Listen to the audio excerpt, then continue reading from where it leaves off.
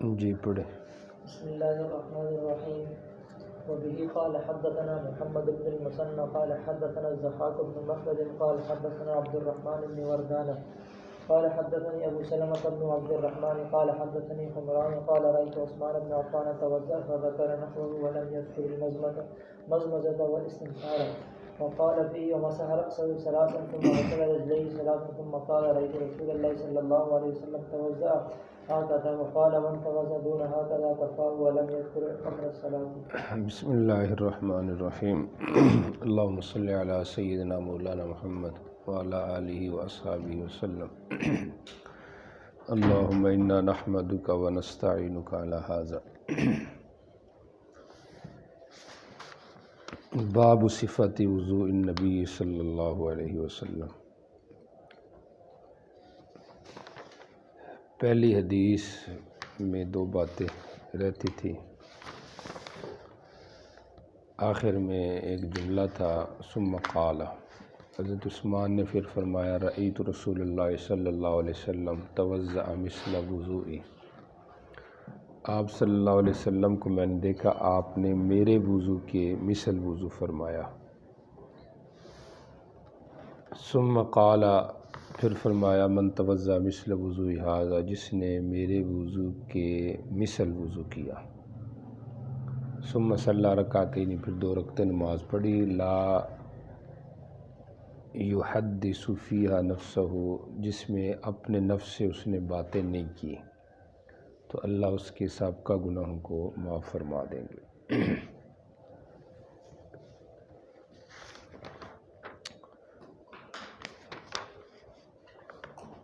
تو یہاں پہ مشبہ بھی ویسے تو اقوا ہوتا ہے مشبہ سے، یہاں پہ مثل وضوئی سے ظاہراً یہ ہے کہ مشبہ بھی حضرت عثمان کا وضو ہے اور مشبہ نبی الاسلام کا وضو ہے. تو ایک جواب تو آسان ہے کہ مشبہ بھی کا اقوا ہونا یہ معروف ہے لیکن یقینی نہیں ہے. سمجھ آ رہی؟ اور یہاں پہ بھی ایسے ہی ہے.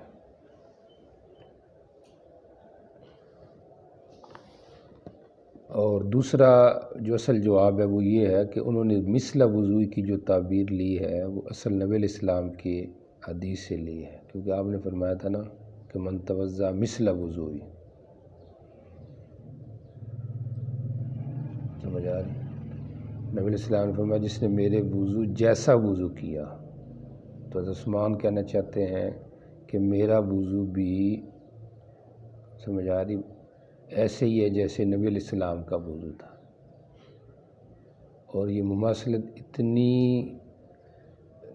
جو ہے وہ قریب ہے کہ گویا کہ وہ ایک ہی وضو بن گیا. سمجھ آ رہی؟ تو مبالغہ پیدا کرنے کے لیے مشبہ کو مشبہ بھی بنا دیے، جیسے انما البیع مثل الربا میں یہاں پہ بھی ایسے ہی ہے. اچھا جی. ثم صلی، دو رکعتیں پڑھی. تو صلی رکعتین کوئی بھی ہو سکتا ہے، تحیۃ المسجد ہو، تحیۃ الوضو ہو، زیادہ تحیۃ الوضو ہے. لا یحدث، اپنے نفس سے باتیں نہیں کی، یعنی وساوس نہیں پیدا ہوئے. اور پھر یہ آپ کو پتہ ہے وساوس کچھ ہوتے ہیں اختیاری اور کچھ ہوتے ہیں غیر اختیاری. تو امام نووی وغیرہ کی رائے یہ رحمہ اللہ کی کہ یہاں پہ وساوس سے اختیاریہ کی نفی ہے. غیر اختیاری اگر آئیں تو وہ تو کوئی مسئلہ نہیں، کیونکہ جس میں آتا ہے ان اللہ تجاوز عن امتی ما وسوست به صدورها، کہ جو ان کے وساوس ہیں اللہ نے معاف کر دیے. تو لہٰذا وساوس سے مراد وساوس اختیاریہ ہے. اور بعض علماء کی رائے یہ بھی نقل کی ہے انہوں نے کہ وساوس سے مطلقاً وساوس کی نفی مراد ہے، کسی قسم کا کوئی وسوسہ نہ آئے. کیوں کہتے ہیں؟ اس لیے کہ یہ کوئی حکم جو ہے عدم وساوس کا یہ برائے تکلیف نہیں ہے، سمجھ آ رہی؟ یہ تو حکم جو ہے متعلق بالبشارت ہے اور برائے ترغیب ہے، سمجھ آ رہی؟ تو لہٰذا مغفرت خاصہ جو یہاں پہ مذکور ہے اس کا تعلق مطلقاً وساوس کی نفی سے ہے کہ یہ بھی نہ پیدا ہوئے تو پھر ان کے گناہ معاف ہو جائیں گے۔ بہرحال ایک تو یہ ہو گیا وساوس کے حوالے سے، اور دوسرا دنیاوی وساوس یا اخروی وساوس، تو زیادہ رائے یہی ہے کہ کوئی بھی وساوس نہ پیدا ہوئے، نہ دنیاوی نہ اخروی، سمجھ آ رہی؟ سوائے نماز کے، کیونکہ نماز کے بارے میں عمر سے آتا ہے نا کہ انا انی لاجہز جیشی وانا فی الصلاۃ، میں نماز میں بھی اپنے لشکر کی ترتیب کر رہا تھا۔ تو لہٰذا نماز کے علاوہ مطلقاً وساوس اخروی اور دنیاوی کی نفی مراد ہے، پوری یکسوئی ہو۔ اور بعض کہتے ہیں نہیں، وساوس جو ہے نا وہ دنیاویہ کی نفی ہے، اگر اخروی کوئی آتے ہیں وساوس تو پھر ٹھیک ہے، سمجھ آ رہی؟ اور وہی جو حضرت عمر رضی اللہ تعالیٰ عنہ کہا کہ وہ دیکھیں نماز کے اندر جیش کی بھی تجہیز کر رہے ہیں، تو لہٰذا اس لحاظ سے وساوس دنیاوی یا منفی یا اخروی یا منفی نہیں ہے۔ کسی نے کہا مطلقاً منفیہ ہے سوائے نماز کے۔ اچھا جی، غفر اللہ عز وجل لہ ما تقدم من ذنبہ، اور یہ مغفرت جو ہے سوری گناہوں سے ہے، ظاہر بات ہے، جیسے جمہور کے مذہب ہے کہ صغیرہ گناہ جو ہے نا وہ بلا توبہ معاف ہوتے ہیں، شرع قائد میں آپ پڑھ رہے ہیں۔ کبیرہ معاف ہو سکتے ہیں لیکن اس کے لیے ویسے شرط جو عام شرط ہے وہ توبہ ہے، سمجھ آ رہی؟ تو یہ صغیرہ ہی مراد ہے، اور اگر بالتوبہ 2 رکعتیں پڑھتا ہے تو پھر صلاۃ توبہ کی نیت ہے، کبیرہ کی نیت ہے تو پھر وہ بھی اس میں داخل ہو جائیں گے۔ بس بار توبہ تو شرط ہے نا۔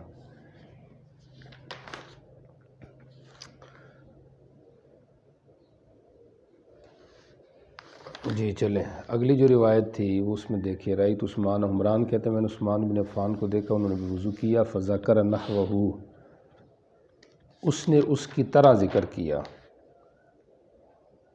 چونکہ پیچھے عمران سے عطا نقل کر رہے ہیں اور یہاں پہ عمران کے شاگرد کون ہیں؟ ابو سلمہ، تو ابو سلمہ نے عطا کے مثل آگے جو روایت تھی اس کو نقل کی ہے، لیکن دونوں روایتوں میں فرق تقریباً 5 طرح کا ہے۔ دیکھیں ذرا کیا مصنف خود بیان کر رہے ہیں کہ ابو سلمہ کی روایت میں مزمزہ اور استنثار کا ذکر نہیں ہے، پیچھے ذکر تھا۔ ایک فرق وقال فیہ، اور یہاں پر جو روایت ہے ابو سلمہ کی اس کے اندر ہے مسرا سو سلاسن، اپنے سر کا کتنی دفعہ مسح کیا؟ 3 دفعہ، پیچھے یہ نہیں تھا، ٹھیک ہو گیا، 2 فرق ہو گئے۔ ثم غسل رجلیہ سلاسن، یہاں پہ اپنے دونوں پاؤں کو 3 دفعہ دھویا، مجملاً ذکر ہے، سمجھ آ رہی؟ اور وہاں پر یہ تھا کہ دائیں کو الگ دھویا اور بائیں کو الگ دھویا، الگ الگ ذکر تھا۔ کتنے فرق ہو گئے؟ 3۔ چوتھا فرق یہاں پہ یہ ہے کہ ثم قال، پھر انہوں نے فرمایا میں نے نبی اسلام کو دیکھا، توضأ ہکذا، انہوں نے اس طرح وضو کیا، او قال، یا پھر آپ نے یہ فرمایا کہ من توضأ دون ہکذا، جس نے اس سے کم بھی وضو کیا تو اس کو کافی ہو جائے گا، تو یہ چوتھا فرق ہے، سمجھ آ رہی؟ پیچھے یہ لفظ نہیں تھے کہ اس سے کم وضو کیا تو اس کو کافی ہو جائے گا، یہ چیز پیچھے ذکر نہیں تھی۔ ولم یذکر امر الصلاۃ، پیچھے نماز کا بھی حکم تھا، ذکر تھا، یہاں پہ نماز کا ذکر نہیں ہے، تو دونوں روایتوں میں جو 5 لحاظ سے فرق تھے مصنف نے ان کو ذکر کر دیا۔ جی چلیں جی آگے چلیں۔ وبه قال حدثنا محمد بن داود الاسكندراني قال حدثنا زياد بن يونس قال حدثني سعيد۔ اچھا جی، یہ روایت دیکھیں، ابن ابی ملیکہ وضو، ان سے پوچھا گیا وضو کے بارے میں، تو انہوں نے کہا میں نے عثمان ابن عفان کو دیکھا کہ ان سے بھی وضو کے بارے میں پوچھا گیا تھا۔ انہوں نے ایک پانی منگوایا، ایک لوٹا لایا گیا بمیزہ، فاسغاہا، فاسغاہا انہوں نے اپنے دائیں ہاتھ پہ اس کو انڈیلا، سمجھ آ رہی؟ دائیں ہاتھ پہ اگر پانی چھوٹا ہے، جیسے ابن رسلان کہتے ہیں، اگر پانی کا برتن چھوٹا ہے تو اس کو بائیں طرف رکھ کے دائیں ہاتھ پہ انڈیل لیا جائے بائیں ہاتھ سے، تاکہ دائیں ہاتھ پہلے صاف ہو جائے۔ ٹھیک ہو گیا۔ اور اگر ہاتھ بڑا ہے، پانی کا برتن بڑا ہے، تو پھر اس کو رکھے دائیں طرف جائے اور اس میں سے پہلے دائیں ہاتھ دھو لیا جائے، سمجھ آ رہی؟ پھر اس کے ذریعے سے پانی ڈالا جائے۔ ثم ادخلا، پھر آپ نے ان کو ہاتھ کو داخل کیا پانی میں، کلی کی 3 دفعہ، ناک کو صاف کیا 3 دفعہ، چہرے کو 3 دفعہ دھویا۔ مزمزہ و استنثار ہے نا یاد؟ ابن قتیبہ اور ابن عربی کی رائے یہ تھی کہ دونوں ایک ہی ہیں، سمجھ آ رہی؟ اور جمہور کی رائے یہ تھی کہ دونوں میں فرق ہے، استنثار ملزوم ہے اور استنشاق اس کو لازم ہے، تو اس لحاظ سے جمہور کے یہاں اس کا ذکر بیچ میں خود آ گیا۔ چہرے کو 3 دفعہ دھویا، پھر دائیں ہاتھ کو 3 دفعہ دھویا، پھر بائیں ہاتھ کو بھی 3 دفعہ دھویا، پھر اپنے ہاتھ کو داخل کیا برتن میں، پھر ایک نیا پانی لیا، تو جو ہے پھر اپنے سر کا اور اپنے دونوں کانوں کا مسح کیا، اور اپنے کانوں کے باطن اور ظاہر، سمجھ آ رہی؟ جو چہرے کی جانب ہوتا ہے نا، یہ باطن ہے کانوں کا، اور جو پچھلی جانب ہوتا ہے یہ ظاہر ہے، ظاہر اور باطن دونوں کا ایک دفعہ مسح کیا، پھر دونوں پاؤں بھی دھوئے، پھر کہا این السائلون، سوال کرنے والے کدھر گئے ہیں وضو کے بارے میں؟ اسی طرح میں نے نبی علیہ السلام کو دیکھا وضو کر رہے تھے۔ ہوگی ادھر تک بات؟ اچھا پہلے اس کو دیکھ لے، پھر قال ابو داؤد کو دیکھتے ہیں۔ یہاں پہ مسح اذنین کی بات آئی ہے اور مسح راس کی بات آئی ہے، سمجھ آ رہی؟ سب سے پہلے مسح اذنین لے لیں، یہاں پہ کل ٹوٹل تقریباً 4 باتیں ہیں مسح اذنین کے حوالے سے۔ پہلے اس میں بات یہ ہے کہ اس کا وظیفہ کیا ہے، غسل ہے یا مسح ہے؟ آ رہی بات میں ائمہ اربعہ کی رائے یہ ہے کہ اس کا وظیفہ جو ہے وہ مسح ہے، اذنین کا، غسل نہیں ہے۔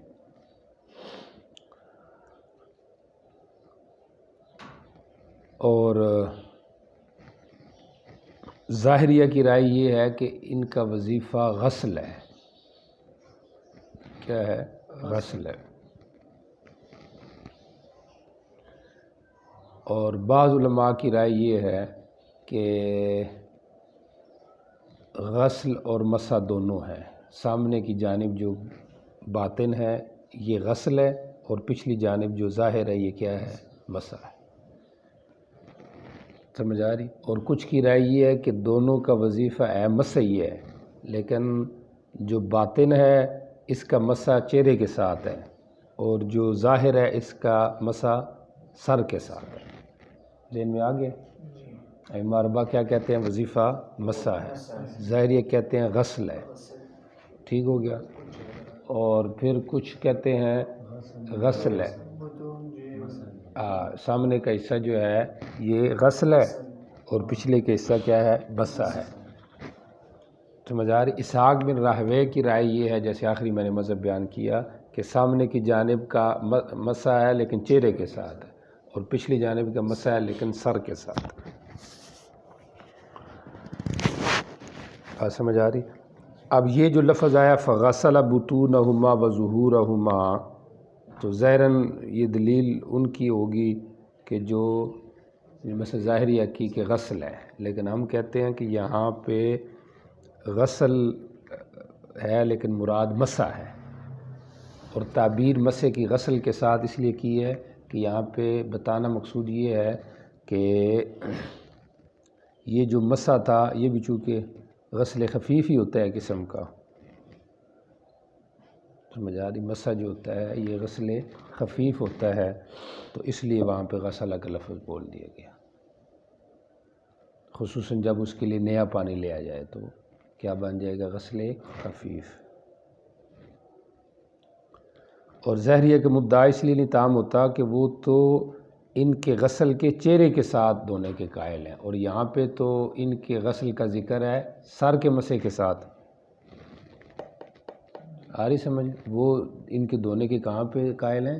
چہرے کے ساتھ، اور یہاں پہ تو اس کا کب ذکر ہے؟ سر کے مسح کے بعد اور اس کے ساتھ ہے، لہذا اس لیے یہ ان کا مدعا تام نہیں ہے۔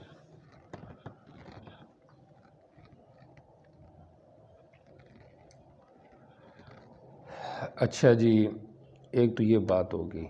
دوسرا اس میں بات ہے کہ حکم وظیفہ، کہ اس وظیفے کا حکم کیا ہے، جو کانوں کے مسح ہے نا، اس کے وظیفہ جو ہے، جو بھی وظیفہ، اس کا کیا حکم ہے؟ امام احمد فرماتے ہیں کہ یہ واجب ہے، مسح اذنین کیا ہے؟ واجب ہے، اور ائمہ ثلاثہ کہتے ہیں کہ یہ سنت ہے، واجب نہیں ہے۔ دو باتیں ہو گئی ہیں۔ اچھا، تیسری بات ہے کہ مائع جدید لینا، اذنین کے مسح کے لیے مائع جدید لینا، اس کا کیا حکم ہے؟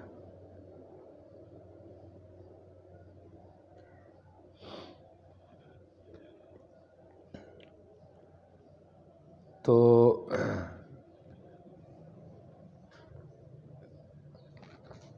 احناف سے دو قول ہیں، سمجھ آ رہی؟ ایک قول یہ ہے کہ مستحب ہے کہ لیا جائے، نیا پانی لینا یہ کیا ہے؟ مستحب ہے، اور دوسرا قول یہ ہے کہ سنت ہے۔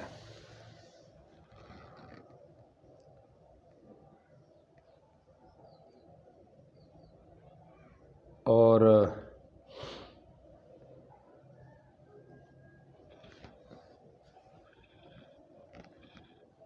شوافی کی رائے یہ ہے کہ مائع جدید لیا جائے گا۔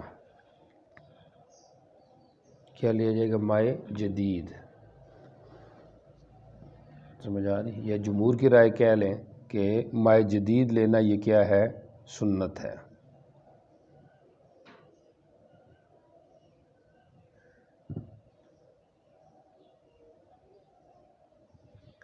اچھا جی، یہ بات آگے بھی دوبارہ آئے گی، نیا پانی لینا، سمجھ آ رہی؟ اچھا، چوتھی جو بات ہے وہ یہ ہے کہ اذنین جو ہے یہ کس کا حصہ ہے؟ سر کا حصہ ہے یا یہ الگ عضو ہیں یا چہرے کا حصہ ہے؟ سمجھ آ رہی؟ شوافی کی رائے یہ ہے کہ یہ دونوں مستقل عضو ہیں، دونوں مستقل عضو ہیں، اور جمہور کی رائے یہ ہے، یعنی احناف، مالکیہ اور حنابلہ، کہ یہ جو ہے نا وہ سر کے تابع ہے، مستقل عضو نہیں ہے۔ سمجھ آ رہی؟ الاذنان من الراس جو ہے نا، یہ دلیل ہے جمہور کی، گو کہ اس میں پھر حنفیہ یعنی حنابلہ اور مالکیہ کہتے ہیں کہ سر کا حصہ ہیں، سمجھ آ رہی؟ لیکن بہرحال ان کے لیے کیا کہتے ہیں اس کو،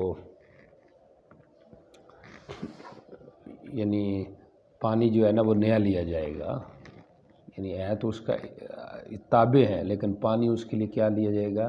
نیا لیا جائے گا، سمجھ آ رہے؟ اور شوافی کہتے ہیں جب حصہ بھی نیا ہے، مستقل عضو ہے، تو پھر پانی بھی نیا لیا جائے گا، تو یہ قرینہ ہے کہ نیا، مطلب یہ نیا عضو ہے، سمجھ آ رہی کہ نہیں آ رہی؟ بہرحال احناف کے ہاں تو آسان ہوگی بات کہ یہ اس کا تابع ہے، لہٰذا وہی پانی چل جائے گا، سر والا پانی، سمجھ آ رہی کہ نیا پانی لینے کی ضرورت نہیں ہے۔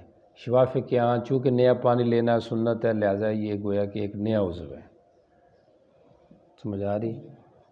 اور درمیان میں جو حنابلہ ہیں اور مالکیہ وہ کہتے ہیں کہ ہے تو تابع، لیکن پانی جو ہے نا وہ نیا لیا جائے گا۔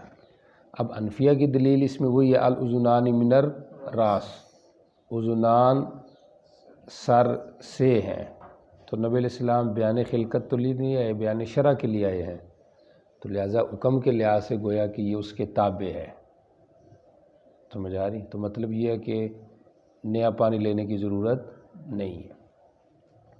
اس پہ انہوں نے اعتراض کیا، یہ آگے روایت ترمذی میں بھی خاص طور پہ آئے گی، ادھر بھی کہ یہ روایت جو ہے نا یہ موقوف ہے، مرفوع نہیں ہے، سمجھ آ رہی؟ اور ایک انہوں نے اس کے اوپر ضعف کا بھی حکم لگانے کی کوشش کیا کہ یہ روایت ضعیف ہے۔ بہرحال ہمارے یہاں چونکہ موقوف حکماً مرفوع میں ہوتی ہے، اور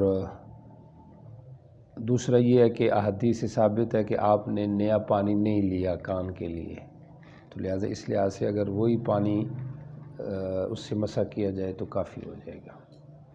ہوگی بات؟ تو 4 باتیں تھی۔ پہلی بات کیا تھی؟ وظیفہ اذنین کیا ہے؟ جمہور ائمہ اربعہ کے ہاں مسح ہے، باقیوں کے ہاں پھر مختلف اقوال تھے۔ آپ کو بتایا تھا کہ ظاہر کیا غسل ہے، کسی کے ہاں سامنے کا غسل ہے، پیچھے کا مسح ہے، کسی نے کہا دونوں کا مسح ہے، سمجھ آ رہی؟ لیکن سامنے کا چہرے کے ساتھ ہے، پچھلے کا سر کے ساتھ ہے، سمجھ آ رہی؟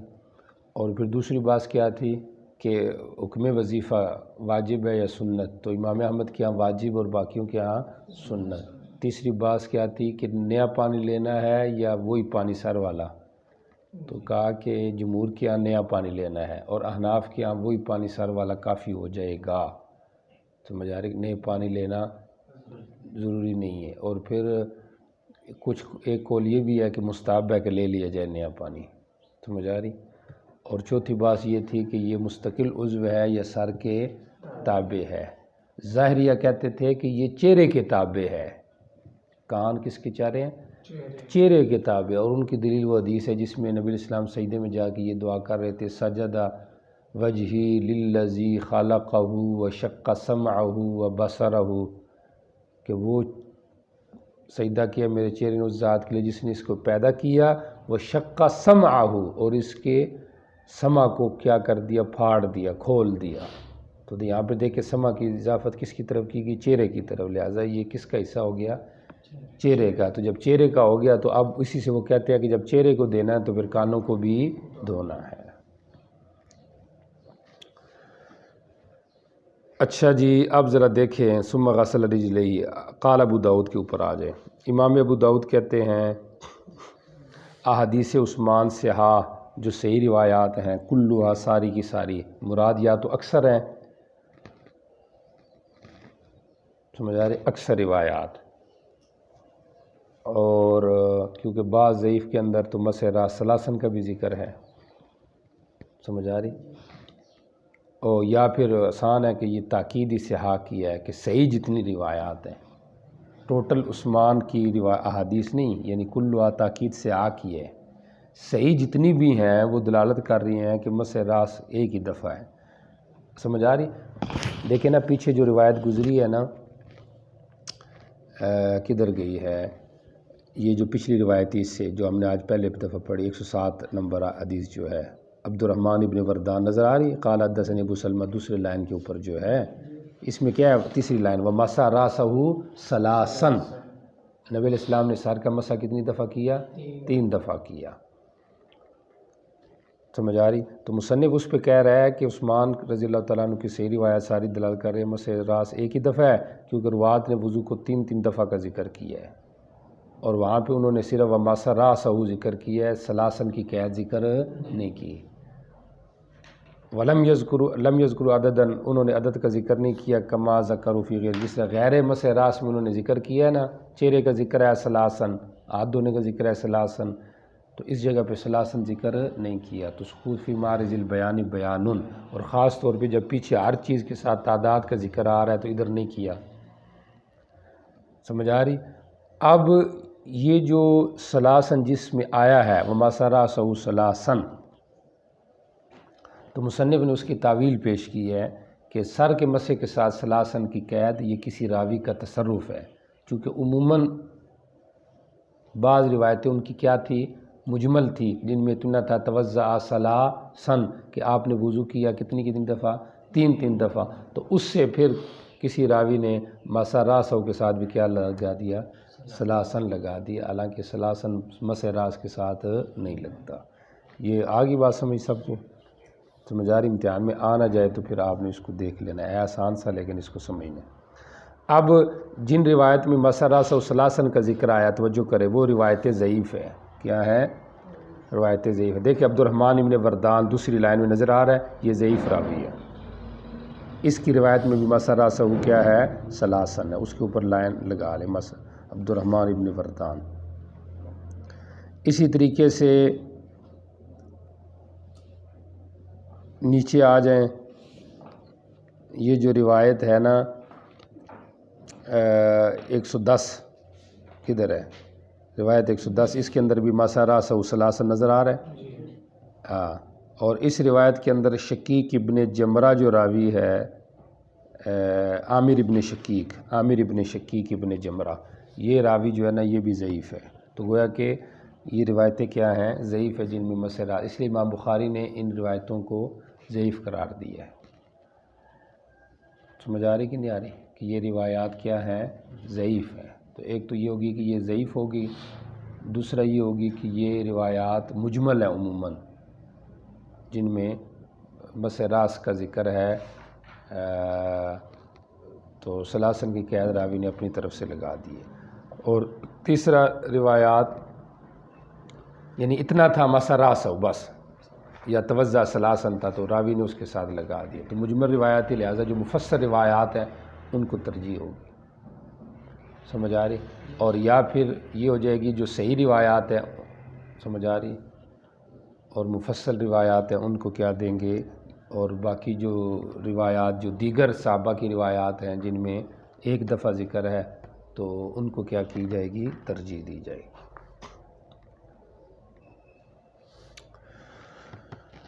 جی ٹھیک ہو گیا، چلیں آگے چلیں۔ باقی سر کے مسے کے اندر جو ہے، پیچھے بھی یہ مسئلہ گزرا تھا، شاید نہیں کر سکا، تسلیس ہے یا کیا کہتے ہیں اس کو، مرتن واحدتن ہے، یہ تو ہو گیا نا اس کا مسا، سر کے مسے کا بات ہوگی نا کہ کتنی دفعہ ہے، مسے راس کیا ہے، کتنی دفعہ ہے، سمجھ آ رہی؟ 3 دفعہ ہے یا 1 دفعہ ہے، مسراس و سلاسن، ٹھیک ہو گیا۔ پھر مسح راس کے اندر جو ہے، سمجھ آ رہی، یہ تسلیس ہے، یعنی یہاں پر تو اصل جو تھا وہ تو کیا تھا، ابھی جو بات چل رہی تھی مسراس و سلاسن، سمجھ آ رہی، تو تسلیس مسح راس کے اندر تسلیس مستحب ہے یا توحید مستحب ہے، سمجھ آ رہی؟ تو امام شافعی رحمہ اللہ سے روایت یہ ہے کہ اس کے اندر تسلیس مستحب ہے۔ کیا مستحب ہے؟ تسلیس۔ اور احناف کیا کہتے ہیں کہ تسلیس مستحب نہیں ہے۔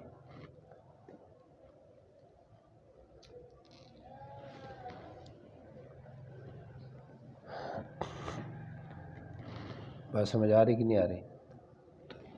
اب یہ جو روایت ہے مثلا مسراس و سلاسن، یہ شوافی کی طرف بھی ان کی دلیل بن سکتا ہے کہ یہاں پہ دیکھیں کہ آپ نے سر کا مسح کتنی دفعہ کیا ہے؟ 3 دفعہ، لہذا تسلیس مستحب ہو گیا، سمجھ آ رہی؟ لیکن احناف نے جواب دیا اس کا، سمجھ آ رہی، ایک تو وہی جو ابھی گزر چکا ہے کہ یہ روایات کیا ہے؟ کمزور ہے۔ دوسرا جواب یہ ہے کہ یہاں پہ مقصود استیعاب ہے۔ مقصود کیا ہے؟ استیعاب ہے، تسلیس مقصود نہیں، سمجھ آ رہی؟ کتنے جواب ہو گیا؟ 2، سمجھ آ رہی؟ امام ابن حجر نے بھی یہ جواب دیا کہ یہاں پہ استیعاب مقصود ہے، تسلیس مقصود نہیں ہے۔ اور تیسرا جواب یہ ہے کہ یہ تو پھر مسح نہیں رہے گا بلکہ یہ تو غسل بن جائے گا، کیونکہ جب نیا پانی بھی لینا، نیا بھی پانی لیا جائے گا، اور پھر بعض کا سر کے بال نہ بھی ہوں مثلا، تو پھر یہ کیا بن جائے گا؟ غسل بن جائے گا۔ اور تیسرا یہ ہے کہ یہ تسلیس اگر تھا تو یہ تسلیس بمائے واحد ہے، تسلیس بمائے واحد ہے، بمیاہ مختلفت نہیں ہے، شوافع تو بمیاہ مختلفہ تسلیس کے استحباب کے قائل ہے کہ ایک دفعہ پانی لے کے مسا، پھر پانی لے کے مسا، پھر پانی لے کے مسا۔ احناف میں سے امام صاحب کی ایک یہ بھی روایت ہے کہ ایک ہی پانی سے اگر تسلیس کر لی جائے تو تب بھی درست ہے۔ سمجھ آ رہی کہ نہیں آ رہی؟ تو بہرحال یہ اگر تسلیس ہے تو بماء واحد ہے، بمیاہ مختلفت نہیں ہے۔ جی چلیں جی آگے چلیں۔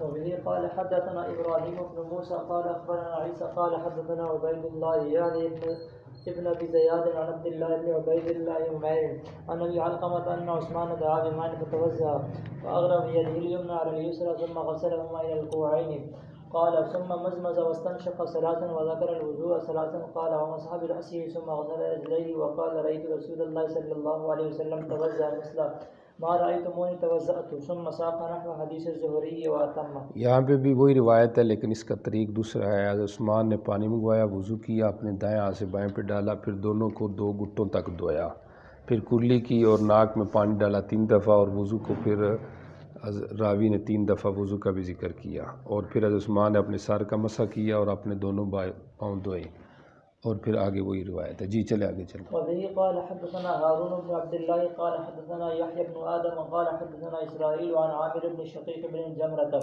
عن شقيق بن سلمة قال رأيت عثمان بن عفان غسل ذراعيه ثلاثا ومسح رأسه ثلاثا ثم قال رأيت رسول الله صلى الله عليه وسلم فعل هذا قال أبو داود رواه وكيع عن إسرائيل قال توزع ثلاثا قد۔ توجہ کریں یہاں پہ اسرائیل کے شاگرد سند کے اندر پیچھے تھے یحییٰ ابن آدم، نظر آ رہا ہے؟ مصنف کہہ رہے ہیں کہ اسرائیل کے دوسری شاگرد وکیع جو ہیں انہوں نے صرف اتنا نقل کیا توزع ثلاثا قط، فقط اتنا بس۔ یہ جو پیچھے اضافہ ہوا ہے نا کہ مسح راسہ ثلاثا، تو یہ گویا کہ یحییٰ کا اضافہ کرتا ہے، سمجھ آ رہی کہ اس نے مجمل کو مفصل بناتے ہوئے ثلاثاً کی قید ادھر بھی لگا دی ہے، تو گویا کہ یہ روایت بن گئی شاذ، کیونکہ اوثق راوی جو وکیع ہے وہ مخالفت کر رہا ہے کس کی؟ یحییٰ کی، تو مسح راس کے اندر تسلیس نہیں ہے۔ آ رہی بات سمجھ آپ کو؟ قال ابو داؤد، قط کا معنی بھی سمجھ آ گیا، بس اتنا تھا، آگے جو اضافہ ہے یا تفصیل ہے وہ راوی کی ہے، حدیث کے اندر نہیں۔ جی چلیں۔ وبه قال حدثنا مسدد قال حدثنا أبو عوانة عن خالد بن علقمة عن ابن خير قال أتانا علي وقد وصلى فدعا بطهور فقلنا ما يصنع بالطهور وقد صلى ما يريد إلا يعلمنا فأتي بماء بإناء فيه ماء وتست فأفرغ من الماء على يمينه فغسل يديه ثلاثا ثم تمزمز واستنثر ثلاثا فمزمز ونثر من الكف الذي يأخذ فيه ثم غسل وجهه ثلاثا وغسل يده اليمنى ثلاثا وغسل يده الشمال ثلاثا ثم جعل يده في الإناء ومسح برأسه مرة واحدة ثم غسل رجله اليمنى ثلاثا ورجله اليسرى ثلاثا ثم قال من سره أن يعلم وضوء رسول الله صلی اللہ علیہ وسلم فهو هذا۔ پیچھے مسانید عثمان تھی، اب حضرت علی رضی اللہ تعالیٰ عنہ کی مسانید ہے، سمجھ آ رہی؟ عبد خیر کہتے ہیں، یہ محضرمین میں سے ہیں، سمجھ آ رہی؟ جاہلیت اور اسلام دونوں کا زمانہ نے پایا ہے، 120 سال کے قریب ان کی عمر تھی کہ ہمارے پاس حضرت علی آئے، انہوں نے نماز پڑھ لی تھی، وقد صلی، انہوں نے بطہور پانی منگوایا وضو کا، ہم نے کہا ما یصنع بالطہوری، یہ وضو کا پانی کیا کریں گے، حالانکہ انہوں نے نماز پڑھ لی ہے، ما یرید، وہ نہیں ارادہ کرتے تھے مگر تھا کہ ہمیں وضو کا طریقہ سکھلائیں۔ آ رہی بات سمجھ کے نہیں؟ صحابہ اہل علم اور تابعین کی موجودگی میں وضو کا طریقہ حضرت علی جیسی شخصیت بتا رہے ہیں، سمجھ آ رہی؟ کوئی منافی عمل تو نہیں ہوا تقوی کے یا طہارت کے یا ان کی بلندی بزرگی کے، سمجھ آ رہی؟ آج اگر کوئی نماز روزے والی بات کی جائے تو لوگ کہتے لو جی یہ تو چھوٹے چھوٹے کام ہیں، تو دین کوئی بھی چھوٹا عمل نہیں ہے، دین کا ہر کام بڑا ہی عمل ہے، سمجھ آ رہی؟ تو دیکھیے حضرت علی جو کہ باب الجنہ ہے، باب العلم ہے، سمجھ آ رہی؟ وہ خود وضو کا طریقہ سکھا رہے ہیں۔ فأتی بِنَائِن، ایک برتن لایا گیا جس میں پانی تھا اور ایک تست لایا گیا تاکہ جس کے اندر وضو کا باقی ماندہ پانی چلا جائے۔ ٹھیک ہو گیا. انہوں نے برتن سے اپنے دائیں ہاتھ میں پانی ڈالا، اپنے دونوں ہاتھوں کو 3 دفعہ کلی کی، استنثار 3 دفعہ کیا، پھر کلی کی، فمزمزہ اور کلی کی. سمجھ آ رہا ہے؟ اب تفصیل بیان کر رہا ہے. فمزمزہ کلی کی، ونثرا اور جاڑا اس اتیلی سے جس میں انہوں نے پانی لیا تھا. استنثار اس اتیلی سے کیا جس میں انہوں نے کیا کیا تھا؟ پانی لیا تھا. توجہ کریں. اب نثرا سے مراد کیا ہے؟ ناک جاڑنا. تو ناک کس سے جاڑنی ہے؟ دائیں سے یا بائیں سے؟ بائیں سے. اور ادھر تو آ رہا ہے جس سے میں پانی لیا تھا اسی سے ناک جاڑی، حالانکہ وہ پھر دائیں سے جاڑنا، حالانکہ دائیں سے تو جاڑنا نہیں. آ رہی سمجھ؟ تو اس لیے یا تو یہ کہا جائے گا جیسے عموماً شراح کہہ رہے ہیں کہ کف سے مراد، نثر سے مراد استنشاق ہے، کیونکہ مزمزہ کے بعد کیا ہوتا ہے؟ استنشاق. لہذا نثرہ سے مراد بھی کیا ہے؟ استنشاق ہے. سمجھ آ رہی؟ اور اس پر قرینہ من الکف، کف کا لفظ ہے، کیونکہ کف سے کیا ہوتا ہے؟ استنشاق ہوتا ہے نا. استنثار تو ہوتا ہے انگلیوں سے. آ رہی کہ نہیں سمجھ آ رہی؟ اور ناک کے اندر استنشاق اسی ہتھیلی سے کیا جس میں پانی لیا، دائیں ہاتھ سے انہوں نے استنشاق کیا. آ رہی بات سمجھ؟ لیکن اگر اس کی ایک اور توجہ کی جائے جو میرے ذہن میں انشاءاللہ پھر اشکال ختم ہو جائے گا، کہ من الکف الذی یاخذ فی کا مطلب یہ ہے کہ جس ہاتھ میں یا جس ہتھیلی میں انہوں نے پانی پکڑا ہوا تھا، اور وہ بایاں ہاتھ تھا، بایاں کیا کہتے ہیں اس کو، ہاتھ ہے. وہ پیچھے ہے نا، فافرغ من الاناء علی یمینہ، بائیں ہاتھ سے کس پر ڈالا؟ دائیں پر. تو پانی کس میں پکڑا ہوا ہے؟ بائیں ہاتھ میں. تو نثرہ کا معنی استنثار بھی اسی ہاتھ سے کر رہے ہیں جس میں انہوں نے کیا کیا ہوا تھا؟ پانی پکڑا ہوا تھا، اور بایاں ہاتھ تھا. تو مزمزہ کے بعد استنثار کا ذکر ہے، لیکن استنثار کو استنشاق لازم ہے، وہ تو الگ چیز ہے نا. لیکن بہرحال چونکہ پیچھے عام روایتوں میں مزمزہ کے بعد استنثر کے لفظ آ رہے ہیں، کئی روایت پیچھے آئی ہے نا، مزمزہ واستنثر. سمجھ آ رہی؟ تو اس لحاظ سے بھی اگر یہ نثرہ ہو تب بھی کوئی مسئلہ نہیں ہے، اور خاص طور پہ حقیقی معنی کو پھر آپ لے جائیں نثرہ کو استنشقہ کی طرف، پھر اور مشکل ہو جائے گا. تو لہٰذا ناک جاڑا، سمجھ آ رہی، اسی ہاتھ سے جس ہاتھ میں انہوں نے پانی پکڑا ہوا تھا، یعنی بائیں ہاتھ سے انہوں نے کیا کیا؟ ناک جاڑا. اب کوئی ضرورت نہیں ہے کہ یہاں پر انہوں نے دائیں ہاتھ کیسے جو ہے نا وہ ناک صاف کیا. ٹھیک ہو گیا.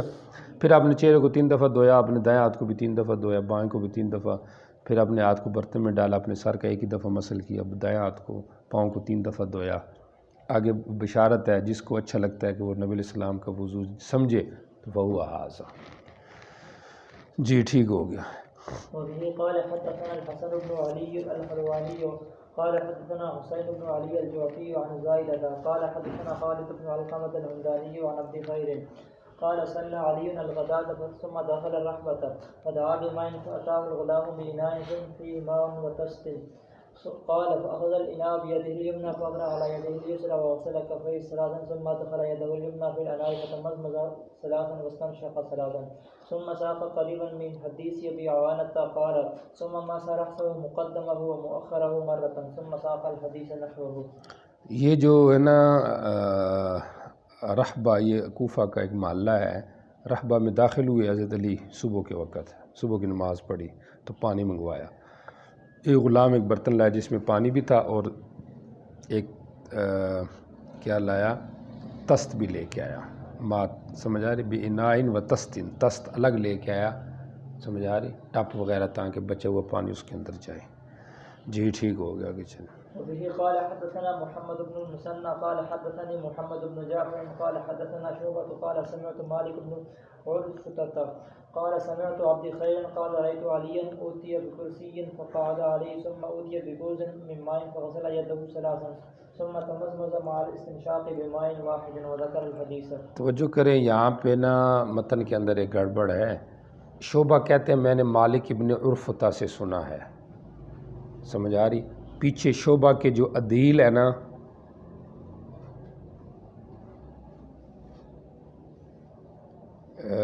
کیا کہتے ہیں اس کو،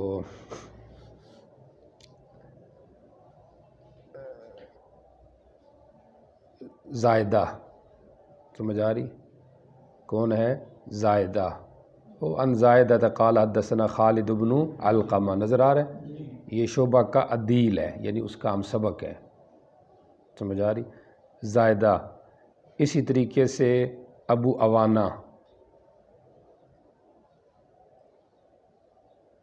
بات سمجھ آ رہی؟ یہ سارے اس کی کیا ہیں؟ عدیل ہیں، سمجھ آ رہی؟ ہم اثر ہیں۔ تو اب وہ زائدہ اور ابو عوانہ نقل کر رہے ہیں خالد ابن علقمہ سے روایت، حدثنا خالد ابن علقمہ۔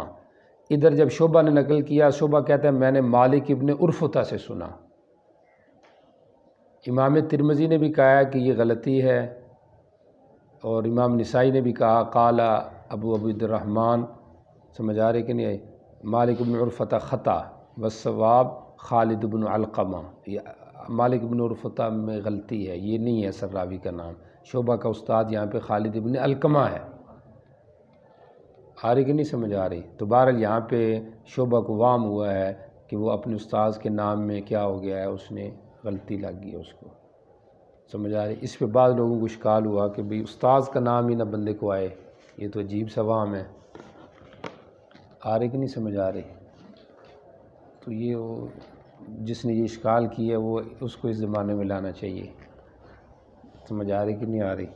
کہ طالب علموں کو یہ بھی نہیں پتہ ہوتا کہ یہ کتاب کس استاد سے پڑھی ہے، بلکہ بعض کا یہ بھی اشکال ہو جاتا ہے پڑھی بھی ہے کہ نہیں پڑھی۔ آ رہی کہ نہیں سمجھ آ رہی؟ بہرحال یہاں پہ فرق لگا ہے، سمجھ آ رہی؟ مالک ابن عرفتہ نہیں ہے یہ، دراصل کیا خالد ابن علقمہ۔ بعض نے اس کی تعویل بھی کی ہے کہ ممکن ہے، سمجھ آ رہی؟ ترمذی کی جو تعلیق ہے احمد ابن شاکر کی، احمد، اس میں انہوں نے کہا ہے کہ ممکن ہے دو استادوں سے انہوں نے روایت لی ہو، لیکن پھر اس پہ اشکال کیا ہے صاحب الدر منضود نے کہ مالک ابن عرفتہ کا تو کیا کہتے ہیں اس کو، ترجمہ ہی کوئی نہیں ہے، شعبہ کے اساتذہ میں حالات ہی کوئی نہیں ہے، تو پھر کیسے یہ اس کا استاذ ہوگا؟ بہرحال اچھا جی، اب توجہ کرے آگے دیکھے، کرسی لائی گئی تو کرسی پہ ضرورت کی بنا پہ بیٹھ گئے، کوئی اشکال نہیں، عام طور پہ بندہ بیٹھ سکتا ہے، کوئی اشکال نہیں۔ یہاں پہ تمزمہ مال استنشاق بماء واحد، تو فصل مزمزہ اور استنشاق میں آ گیا۔ شوافے کے ہاں فصل اولا ہے، اور فصل بھی ان کے ہاں کیا کہتے ہیں اس کو، بماء واحد، اور بثلاث غرف وصل فصل کہہ گیا ہوں، وصل جو ہے اند شافع اولا ہے، اور وصل بھی بثلاث غرفات، یہ زیادہ بہتر ہے ان کے ہاں، سمجھ آ رہی؟ ایک، سمجھ آ رہی؟ پھر دوسرا لے کے پھر، اور تیسرا لے کے پھر، یہ وصل ہے، اور ہمارے ہاں فصل اولا ہے، اور فصل بھی بست غرفات، سمجھ آ رہی؟ تو ہم یہ تو یہ کہیں گے کہ ایک تو یہی ہے کہ اس میں وہم ہے، شعبہ کی روایت میں وہم آ رہا ہے، اور دوسرا یہ ہے کہ یہ بیان جواز کے لیے ہے، سمجھ آ رہی کہ نہیں آ رہی؟ اور پھر یہ بھی ہو سکتا ہے کہ پانی کی قلت ہوگی اس لیے پھر ایسے کیے۔ جی چلے آگے سے۔ وبه قال حدثنا عثمان بن ابي شيبه قال حدثنا ابو نعيم قال حدثنا ربيعه الكناني عن المنهال بن عمرو عن زر بن حبيش انه سمع علي رضي الله تعالى عنه وسئل عن وضوء رسول الله صلى الله عليه وسلم فذكر الحديث وقال مسح راسه حتى لم يقطر فغسل رجليه ثلاثا ثم قال هكذا كان وضوء رسول الله صلى الله عليه وسلم۔ یہاں پہ لفظ ہے مسح راسہ، سر کا مسح کیا یہاں تک کہ قطرے نہیں گرے، حتی لما یقطر، توجہ آیت کی، حتی لما یقطر، سمجھ آ رہی؟ تو اب اس کا کیا مطلب ہے حتی لما یقطر؟ تو اس سے ایک تو تسلیس نہ سمجھی جائے، سمجھ آ رہی؟ کہ مسح کرتے رہے یہاں تک کہ قطرے نہیں گرے، جو کہ شواف قائل ہیں، یہ نہ سمجھا جائے، سمجھ آ رہی؟ اس کی کیا وجہ ہے؟ اس کی وجہ یہ ہے کہ حتی غایت کے لیے آتا ہے، سمجھ آ رہی؟ تو یہاں پہ مقصود استیعاب مسح راس کو بیان کرنا ہے۔ مسح سر کا کیا کیا؟ استیعاب کیا، اور جو نفی ہوتی ہے نا حتی کے ذریعے، یعنی غایت کا جو بیان ہوتا ہے تو وہ یعنی لمحہ کے ساتھ جو نفی ہوتی ہے یہ متوقع الحصول چیز کی نفی ہوتی ہے. تو قطرہ گرنے کا وام تھا لیکن قطرے ابھی گرے نہیں.